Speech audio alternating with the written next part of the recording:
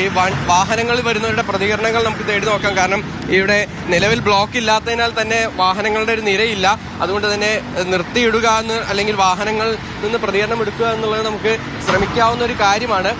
എന്തായാലും ഏറെ സമരങ്ങൾ കണ്ട പാലിയേക്കര ചേട്ടാ, 2 ആഴ്ചത്തേക്ക് ഹൈക്കോടതി ടോൾ പിരിവ് നിർത്തിവെച്ചിട്ടുണ്ട്. ഹൈക്കോടതി ടോൾ പിരിവ് നിർത്തിവെച്ചിട്ടുണ്ട്. ഇവിടെ എന്തെങ്കിലും ഇത് നിർത്തിവെച്ചിട്ടുണ്ടെന്ന് പറച്ചിലല്ലാണ്ട് ഇത് നിർത്താറുണ്ടോ? ഇല്ല.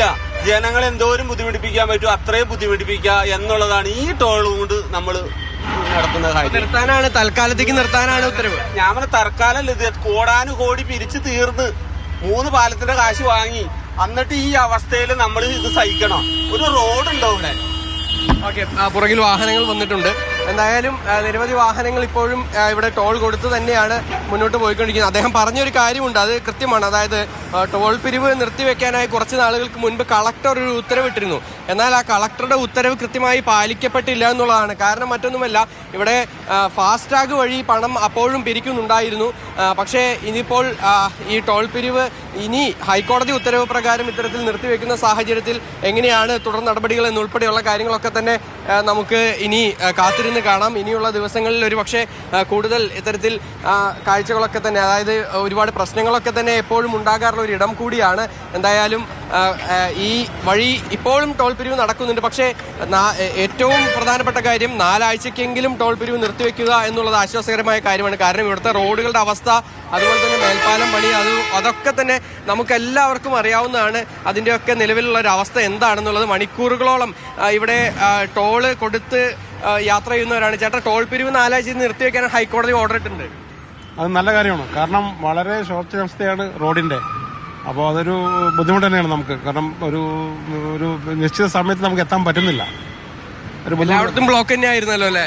നമ്മള് കഴിഞ്ഞ ദിവസമൊക്കെ വരുമ്പോൾ ഒരു മണിക്കൂറോളം ചിറങ്ങര ബ്ലോക്കിൽ പെട്ടത്.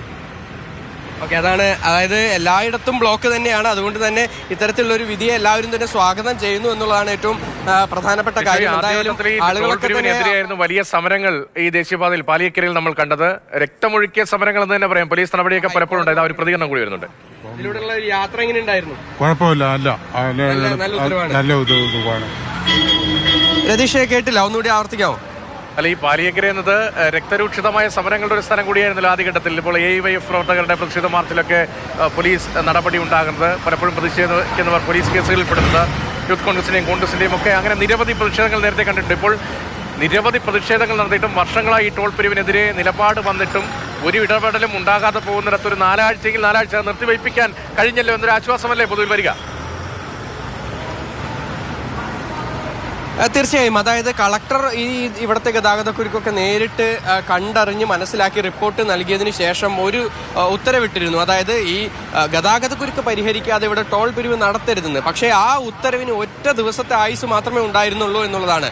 അപ്പോൾ ആ ഒറ്റ ദിവസം കൊണ്ട് തന്നെ ഈ ടോൾ പിരിവ് പിൻവലിപ്പിക്കാനായി ഈ കമ്പനിക്ക് കഴിഞ്ഞു എന്നുള്ളതാണ് ഏറ്റവും പ്രധാനപ്പെട്ട കാര്യം. ആ ഒരു ഘട്ടത്തിലാണ് ഇപ്പോൾ ഹൈക്കോടതിയുടെ ഒരു ഇടപെടൽ വരുന്നത്.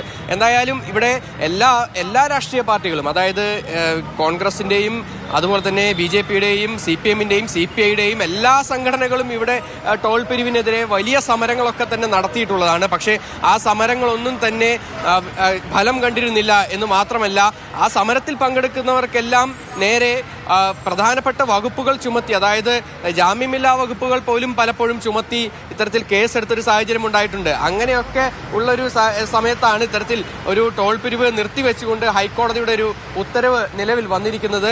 ടോൾ പിരിവ് നിർത്തിവെച്ച് ഉത്തരവ് ഇറങ്ങിയിരിക്കുകയാണ്. വളരെ താങ്ക് യു. നല്ല കാര്യം, വളരെ നല്ല കാര്യം. ഗവൺമെന്റ് ഇങ്ങനെയുള്ള കാര്യങ്ങളിലൊക്കെ ഗവൺമെന്റ് ഇനിഷ്യേറ്റീവ് ചെയ്യട്ടെ, വളരെ നല്ല കാര്യമാണ്. ഇതിലൂടെ പോയവർക്ക് അറിയാം ഇതിന്റെ ഒരു ഈ റോഡിന്റെ ആയിട്ടും ഞങ്ങൾ ഈ ദുരിതയാത്ര ഒന്ന് അവസാനിച്ചിട്ട് വലിയ ഉപകാരമായിരുന്നു. ഈ ടോളെ നിർത്തി കളയണം, പിരിവല്ല നിർത്തണം, ടോളന്നെ എടുത്ത് കളയണം. അതാണ് ഞങ്ങൾക്ക് പറയാനുള്ളത്. ജനങ്ങൾക്ക് സാധാരണക്കാരെ ജനങ്ങൾക്ക് പറയാനുള്ളതാണ്. ഇത് പണി കഴിച്ചതിന്റെ എത്രയോ മടങ്ങ് ഇതിനോടകം തന്നെ പിരിച്ചു കഴിഞ്ഞു. അതുകൊണ്ട് തന്നെ ഇനി അത്തരത്തിൽ ടോൾ പിരിവ് പൂർണ്ണമായും നിർത്തിവെക്കണം എന്ന ഒരു കാര്യമാണ് ഇവിടെയുള്ള എല്ലാവരും തന്നെ പറയുന്നത്. ഈ വാഹനങ്ങളുടെ ദീർഘകാലമായ ആവശ്യമാണ് പാലിയേക്കരയിൽ ടോൾ പിരിവ് നിർത്തണമെന്നത്. ദേശീയപാത നിർമ്മാണത്തിന് ചിലവായതിനേക്കാൾ കൂടുതൽ തുക പിരിച്ചെടുത്ത് കഴിഞ്ഞില്ലേ എന്ന ചോദ്യമാണ്. ആ ചോദ്യം വളരെ പ്രസക്തമാണ്. ഹൈക്കോടതി ഉൾപ്പെടെ അക്കാര്യങ്ങൾ കൂടി പരിശോധിക്കുമെന്ന് പ്രതീക്ഷിക്കാം. എന്തായാലും വളരെ പ്രധാനപ്പെട്ട ഒരു ഇടപെടൽ കോടതിയുടെ ഭാഗത്തുനിന്നുണ്ടാകുകയാണ്. പൊട്ടിപ്പൊളിഞ്ഞ ദീർഘനേരം ട്രാഫിക്കിൽ കുടുങ്ങിപ്പോകുന്ന യാത്രയ്ക്ക് ഒടുവിൽ ടോൾ കൂടി നൽകേണ്ടി വരുന്ന സ്ഥിതി. ആ സ്ഥിതിയിലാണ് ഇപ്പോൾ ഹൈക്കോടതിയുടെ ഇടപെടൽ.